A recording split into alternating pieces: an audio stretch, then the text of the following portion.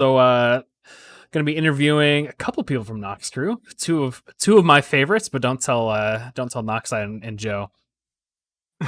Oh, we're Yeah, actually, let's do some intros first because I know you guys. I've known you guys for quite a while. I met Andre back in Germany. Is that right? yeah, Gamescom Was it 2017. 17? I think so. Jesus Yeah, Christ! It had to be because it wasn't 18. yeah, definitely. And you were showing off a map. Oh yeah, it was such a great map. Just wait until you get your hands on it. just yeah, I feel like this map in particular though has a lot of influence from old Escape from Blowzark. And so along with Andre, we also have Chris Norman too. I don't know if you want to do a little intro for yourself. Yeah, so I'm Chris or Arsenic, and I'm art lead at Noxcrew, I guess. And that's about it, I guess. Yeah, me and Quinn, division buddies. I guess we met back in Seattle at the first partner Yeah, that's meetup. right. Oh no, we did London. Yeah, that's right. We met in London, and then I think we Yes. really bonded when I took you to a soccer game. I think that was really what did it over because you went to that Sounders game, right? Yes. Okay, Yes. good.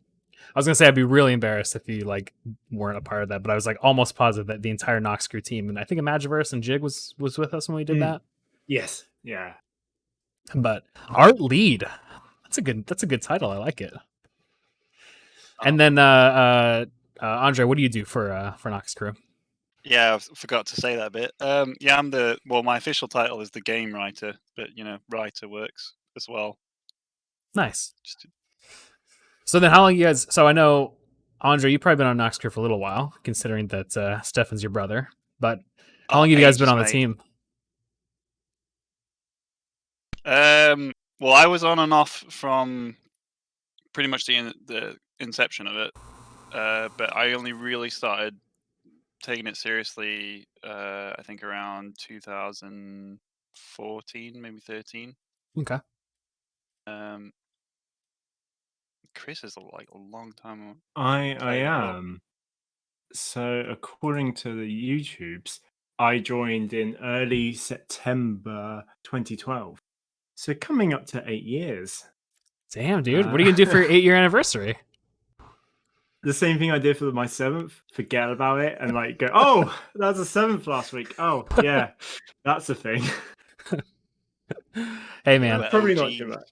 I also forgot to go renew my license, and it was on my birthday when I needed to do it. So hey, I get it.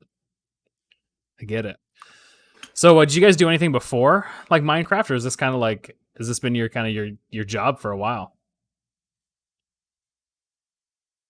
I've had a few jobs, like the usual paper round, hospitality, retail, while going through education, and then obviously came out of university and just went straight into this, and that's about it, really, for me. Yeah, pretty similar story. I was in a prog metal band, then I went to uni, then straight into Minecraft. You were in a prog metal band. What's the name of the band? Oh, it never kicked off, man. We played one gig and it was just like one really heavy dude. I was and, about to he go was- and go onto YouTube or some shit and play some tracks. No, it was bad. It was bad. It was just one guy who was just absolutely moshing out, but nobody else took it. It was just like 6 people in this really, really big bar. It was so empty. We played 3 songs. Oh, never again. Yeah, I also played in a band for a little while, but I only did one gig. I played bass. It was some good shit. I miss it. But so going back to the world, so I kind of mentioned that it has some like Blowzark kind of inspirations a little bit. Nobody else besides maybe like 2 people know what Blowzark is. So what was kind of the inspiration for this map? If you can go into a little detail about that, that'd be great. So yeah, me and the build lead and like obviously Stefan, Maven, Mail all went to Florida for a bit for a meeting, to arrange the Frozen stuff. And while we were there, we walked into a toy store, and we saw there was it was a Lego store, and one whole wall was ninjas. So ever since then, which was like mid 2019, I've been saying I want to do a ninja map. I want to do a ninja map. I want to do a ninja map. And then Everbloom's wonderful mashup came out, and that did so well. I was like, guys, look, we gotta do this ninja map. And then I kept coming up with some pictures and coming up with some ideas and being like, oh, we gotta, if we do a ninja map, let's let's do a one about parkour. We've always wanted to do a parkour map, and if we've always said if we're going to do it, we're not going to do that floating block stuff, right? We'll build a city which you can parkour around. Anywhere in the city you can go, and there is always like a route, and it will just try and get it feel natural. And then that idea kind of developed, and it then became sort of what we see today. Just it went through a few iterations, and now it has zombies in it. Hey, you can't go wrong with zombies. It's classic. But that's really cool because I like that you guys like started out with the pillar of it is a city that you can parkour everywhere. And like that just like that shone through so much because even just like through playing it, like the arts of where the blocks are placed and just the routes that you can take, like I can tell it's intentional. It's not like it was just like, oh, we're gonna go make a city and then like, oh, we gotta put a couple extra blocks around. Like, no, you guys designed it with that intention. Yeah, big shout out to Marcus, I think he's watching the stream. He's a level designer. Shout out to Marcus. Designer. Yeah, and also Psalms. You're right. I could see a little Ninjago influence in here too as well. Nothing wrong with that. Ninjago's great.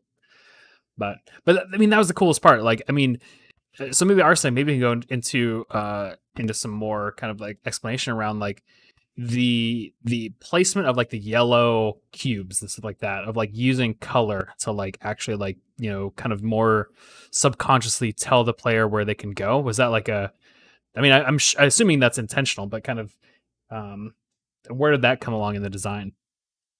So like very early on, like I believe you mentioned it, the Mirror's Edge vibe, and how like we looked at Mirror's Edge because it's obviously one of the best parkour in games, and we loved the aspect of how they got it so you always knew where to go, and they did that using red. And then like you can see in like the Division, you can see it in like Half-Life, you see it in so many games, they always like pick a color and that will be the color you follow. So very early on, I kind of went, right, yellow's going to be that color for us. We'll use yellow. So what we did was we just looked at the palettes for the world, and we took yellow out of the world. So whenever you saw yellow or anything close to yellow, it would stand out a bunch. And I think the fact that you saw it, obviously as it's worked to charm. And then in reverse, it then meant when we came to designing the creatures, we did the opposite. We thought, right, we've got to make them this yellow or this green. And that's kind of why all the zombies are this very yellowy green color, because then they stand out against the backdrop. So you know what you've got to avoid when you're zooming through the world. That's cool. That's super cool. I love the idea that you guys just like picked that color and then just like took that color out from all the other textures. I mean, because now that I'm like thinking back, like when I'm just looking at the the light greens and the dark, kind of red and browns on the roofs and stuff like that, there's very few yellow tones like almost anywhere. So that's cool. So how many of the textures in the map? I assume they're all custom. Is that right? Yeah, I do like to make sure that like almost every texture is like redone, which we're using, just so there's nothing like standing out too much. I believe, and I'm going to quickly check, but I believe there was around about 200 block textures. Damn. So yeah, there's quite a lot. Let's see. Okay, according to this, it's 323. Wow. Which is quite a lot. But on the other hand, they are very simple by design. So therefore, they don't take as long as a traditional texture. I say by design because we also realized very early on that when you're rushing through a city, the noisy textures kind of became an eyesore. So we went with this more flat, simplistic, 3 colors per block sort of style, which I think came out quite nice. I know, I totally agree. So then what is your, so you said there's what, 300 plus. What is your kind of like texture creation process? Do you guys like have like concept art that you kind of start with? Do you have like color palettes you're kind of going for? Like how do you kind of like go about actually making those textures? So our usual process is I will just sit down and we do this phase where we call it pre-production. And this is obviously I've tweeted out like one of our zombies we did, and during this, like what I do is I usually just create a bunch of textures and try and find the art direction, and then I go to the level designers and I go, hey, these are my ideas. What do you think? Do you like them? And then we just work together, and then obviously from there I can create a palette, and we tend to do palettes per like regions or Mm-hmm. areas. And this map is very easy. We have 4 districts, so we just worked out the palette for each district, and then we just work along the all the time. We're just working together. Communication's great, and we just make sure we develop like a really clear idea of what every area is going to come. Yeah, we That's write cool. down everything. That's awesome. Documentation, yeah, is great, as Andre says. Yeah. Very important. So then so with art, like it definitely makes the world feel alive. But then I think going back to kind of what the stuff that you work on, Andre, is like the art makes the world feel visually alive, but then the writing and the characters and stuff like that like make it feel like it's a living city and not just some place that you're running around, like the NPCs that are running around. So what are some of like the story elements that you kind of place in this world? Well, I mean, that's the like how you approach tone. So, you mentioned it when you were playing it, like, oh, we predicted the outcome of 2020. That's actually something we wanted to avoid when making this map, because when we started, it was like, COVID was happening. Yeah, It yeah, just yeah. it just started rolling, and we're like, yeah, should we be doing this? This is not a good idea. Um, and then because of that, like, we started to go into a direction where it's like, okay, we have no idea what the disease is. We've no idea why everyone's a zombie. Let's keep the story really, really like a short scope. So you're new to the city. You have no idea what's going on. What you do know is there's zombies there, and you've got to get supplies because you're short on supplies. And then from there, it was how do you pick the tone of the narrator? So we were quite limited in the kind of the voice actors we had because of the system that we built. I don't know if you noticed, but all those lines that you were hearing were separated into a little automated system, so you can get it randomized each time. But a lot of those were Hmm. re-recordings. So since we didn't want the re-recordings to take too long, I actually did all the voices for the sensei. I'm the guy Really, that who was was you? yeah, yeah. Um, and sorry, I lost my train of thought. I was gonna say that the voice acting for the sensei was awesome. So that's pretty good. Oh, The thanks. chat is requesting that you do a line though, so I'm gonna have to ask you to do a line or two. Um, the true ninja takes the stairs. That's It's so a good. bit of an in joke because when we started doing ninja mode, we realized how difficult the fall damage was.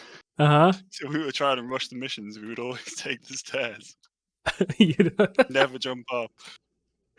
Yeah, because that was the thing that was so hard with it. It was just like switching your brain from being able to just jump everywhere, which I like. I think that's perfect for normal mode. Then like ninja mode's like, oh yeah, you like ninjas can't just fall from forever without breaking their ankles. Like their ankles Yeah, are normal human ankles. They can just be ninjas. So that like shifting your brain to like not just die all the time from fall yeah. damage.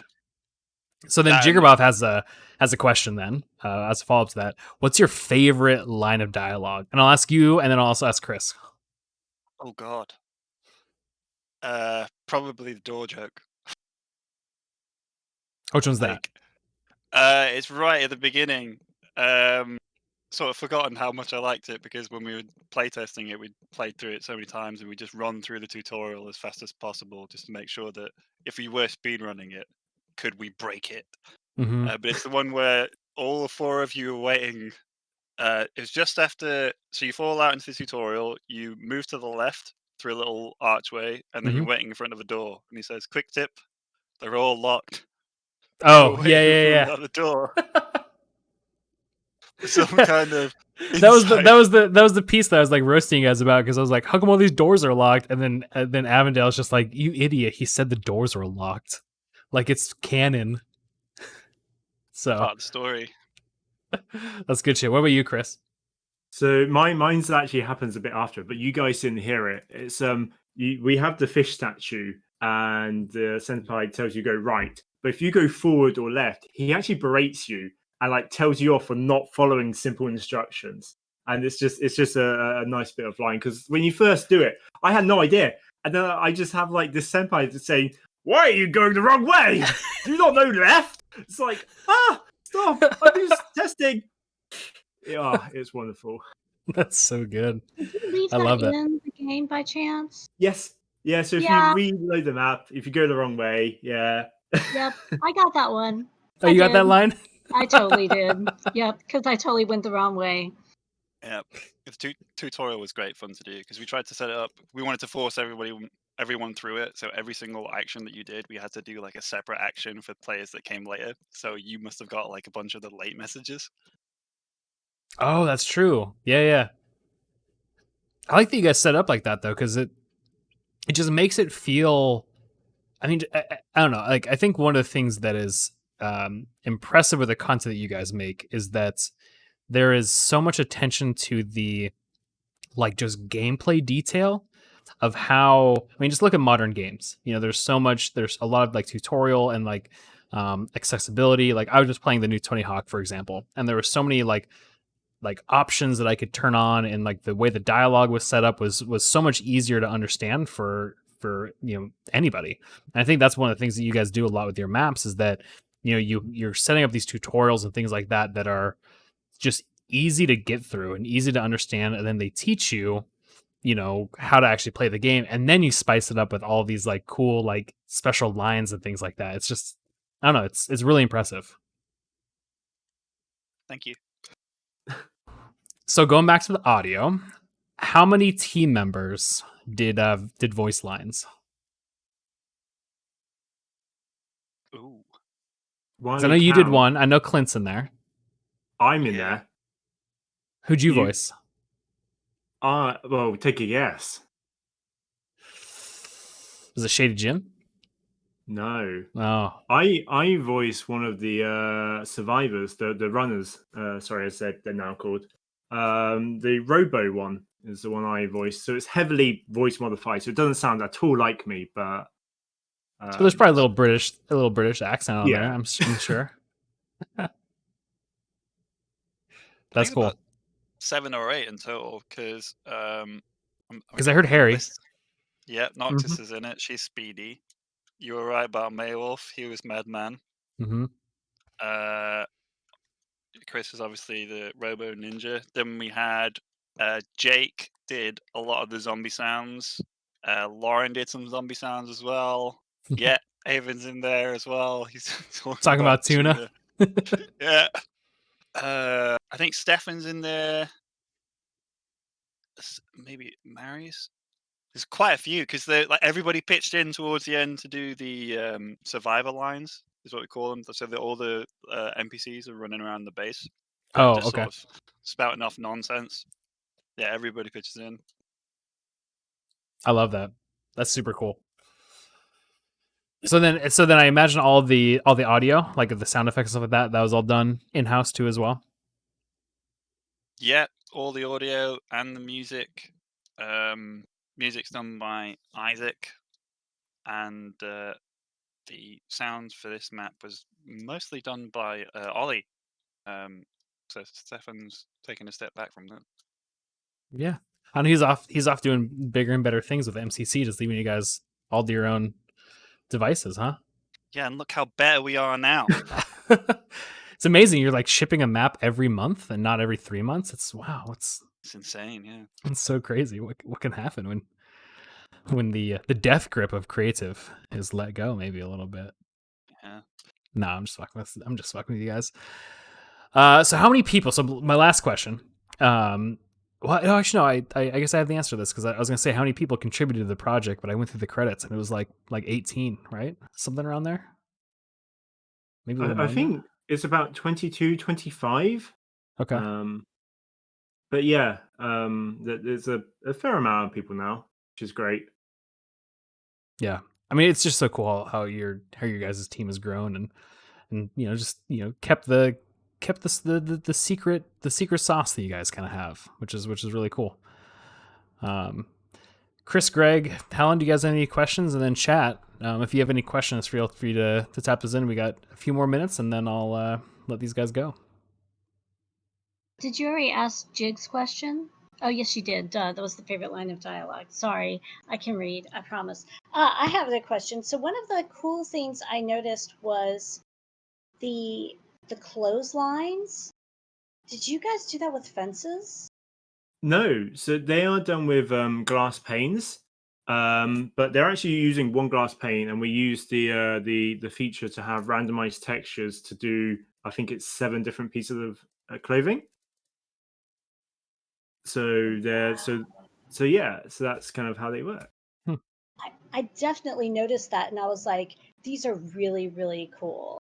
And so I had to ask because I was like, do the clothing patterns, were they just like fun patterns, or is it like someone's wardrobe and it's like an Easter egg, or like did someone sneak over into someone's house, like Stefan's house, and like copy his entire wardrobe? And Yeah, Well, we pulled out all his shirts.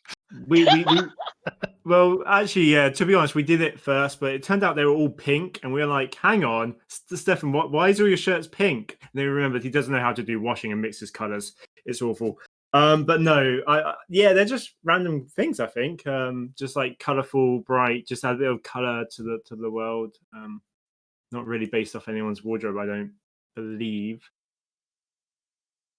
No, I think is it the one that, because we've used that washing line like several Yeah. times. Yeah, a couple of textures were from City Living, and then we were like, let's expand our range of clothing.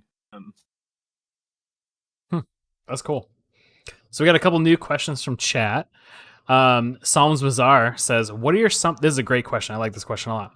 What are your favorite pieces of cut content? If anything, you guys had a cut." We did cut quite a lot because when we started the map, we went through like we were just testing out a lot of features, see what could work and what couldn't work. So the first thing that we really settled on was the Naruto running and the flip jump. So we had a server and everybody in the Noxcrew just sort of started running around so you can get a feel for the movement of it.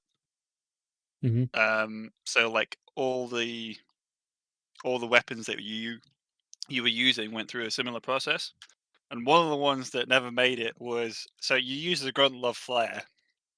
Yep. That was came from a discussion that Chris and I had where we were talking about how we wanted ranged weapons. But we were talking about like how the balance of the map would be affected if you could just stand on a ledge and start shooting down into a pit of zombies, and it just wasn't. It's not fun, really. And we wanted to set it so that you could shoot a firework from the crossbow, and that the zombies would follow the sound of the fireworks. It would be like a sound distraction, much like you'd get from modern day zombie games like The Last of Us, for example. Oh, that's But yeah, cool. we didn't do that. Eventually, we just we used the flare instead Mm-hmm. because you could throw it. The crossbow was a bit fiddly, Mm-hmm. and yeah, so probably the crossbow with the firework. I really like that idea. Yeah, that's a cool idea. So at one point we had an idea very early on of having, and I don't know why, but Skyo, Louise, one of our artists, came up with this concept for a zombie, which was basically a baby's head, and it would just like bounce along the ground and attack you by just like rolling and bouncing. And like as much fun as the concept was, I was like, this is utterly terrifying. It's scarier than our like wall crawling zombies. No, As I say, that does sound terrifying. It's like yeah. So sadly, like it didn't make the cut again because like we also looked at it from a gameplay perspective. And we're like, like it kind of replaced the dogs we've got because the dogs have been like this like fast sort of like pack animal. But then obviously like I've seen it. Spark Square did a similar thing, so I'm glad a zombie head does appear somewhere in the Minecraft universe, but it didn't make it into our map, unfortunately. Yeah, that sounds like a Noctis idea. I don't know. Maybe. Gosh, it was horrifying. Oh Yeah. gosh. I'll see if I can send you some concept art later. Yeah, do it. Yeah, that'd be cool. Kiki Monster says, what has been the most difficult map you've made this far?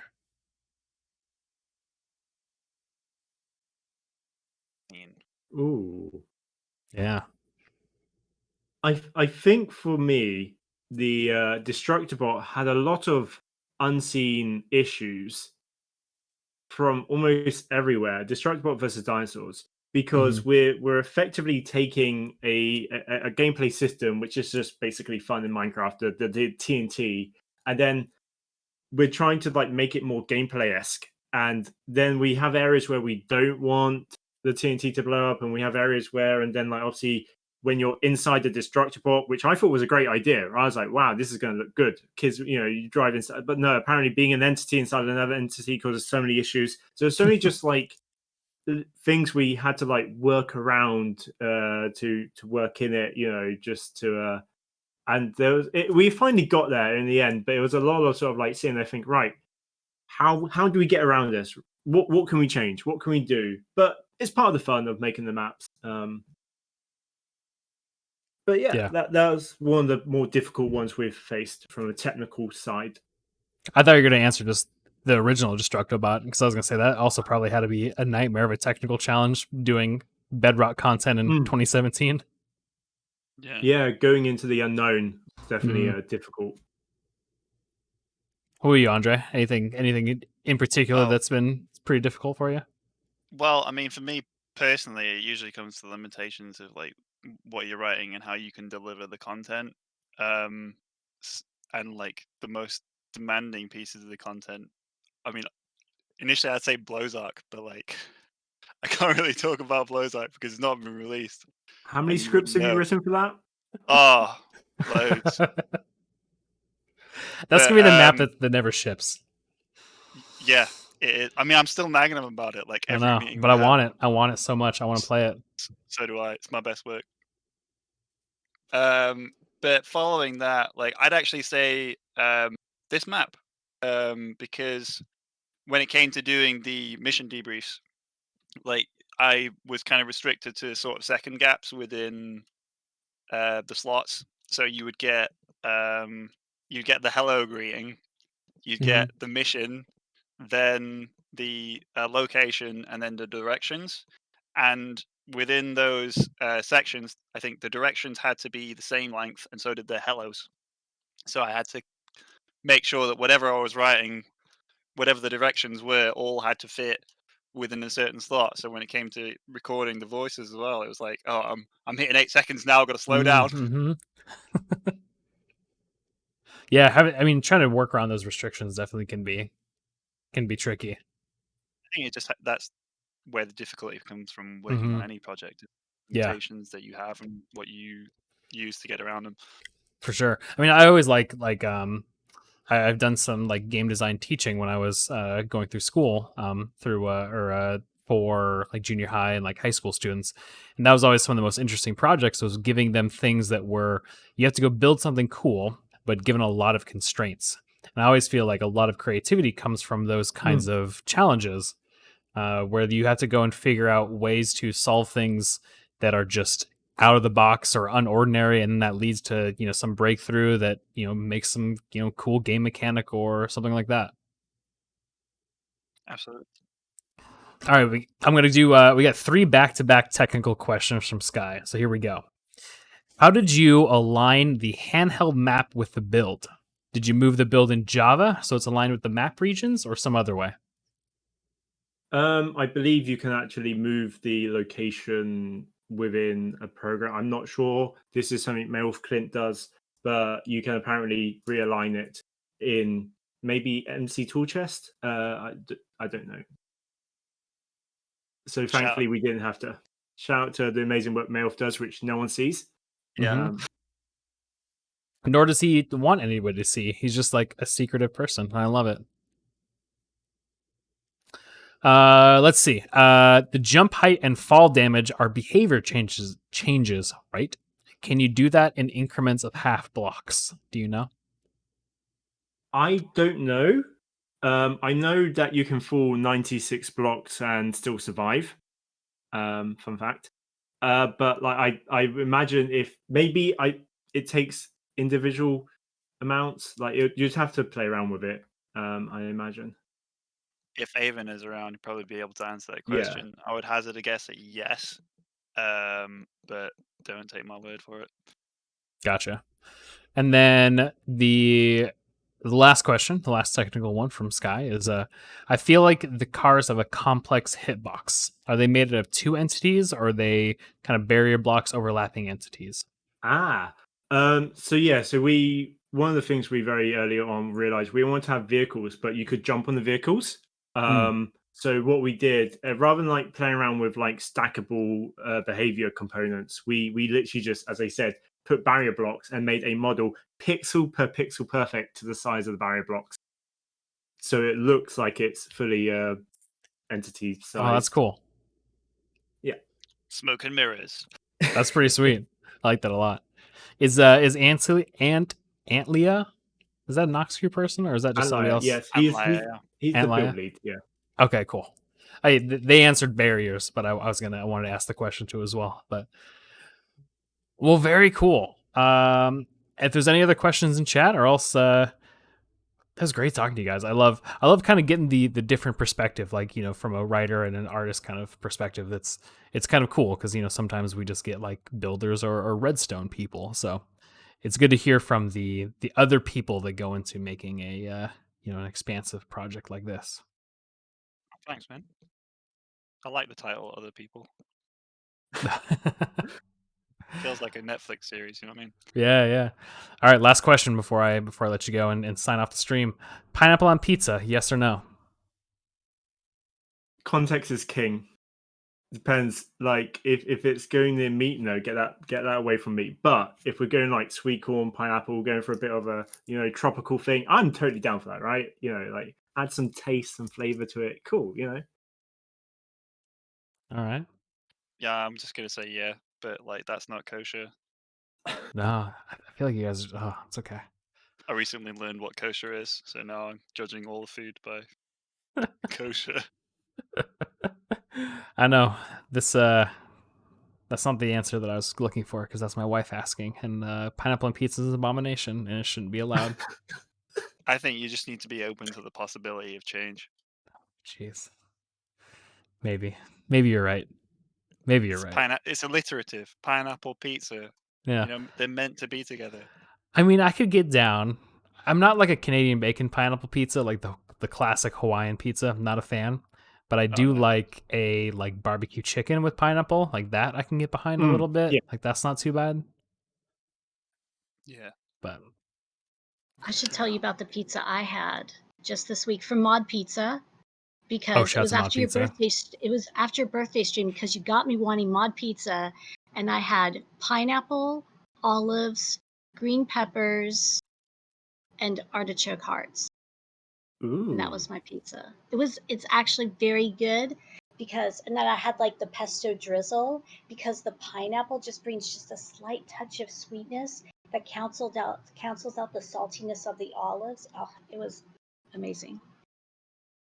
I'm gonna take your word for that one, Helen. I'm not gonna pizza shame, but it wouldn't be my first choice. But if you like it, more power to you. Yeah, but wait, how many pineapple pizzas have you had? Me? Yeah. Like I've had a Hawaiian pizza and I've had the barbecue pizza. I ate the Hawaiian pizza and I was like, this sucks. I'm not a fan. And then never again. And then it's never again. Yeah. Yeah, but what if you had like gone to a bad pizzeria or something, or they did it poorly? Yeah, it could be. That could be true. Like I could have imagine got if a you went bad to example. imagine if you went to a pizzeria and you got a margarita and it was terrible, and then suddenly you just wrote off every single margarita because of that one pizza.